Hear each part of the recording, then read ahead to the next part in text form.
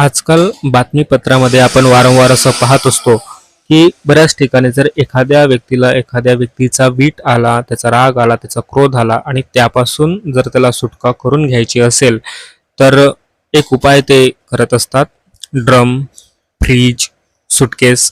जर तुम्ही बातमीपत्र पाहत असाल तर तुम्हाला कळेल मला नेमकं म्हणायचं काय आहे.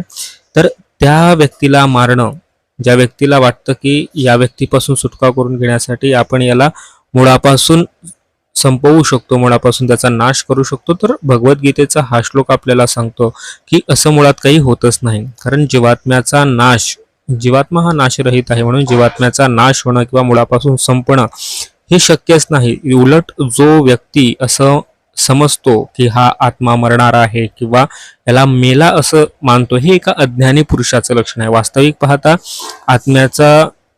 आत्म्याला कोणी मारतही नाही आणि आत्मा कधी कोणाकडून मारल्याही जात नाही. उलट असं वाईट कर्म केल्यामुळं वाईट फळ ही प्रारब्धात मात्र नक्कीच जोडली जातात. जोडलेले असं आपण जाणून घेतो संपूर्ण श्रीमद भगवद्गीता. दंडवत प्रणाम.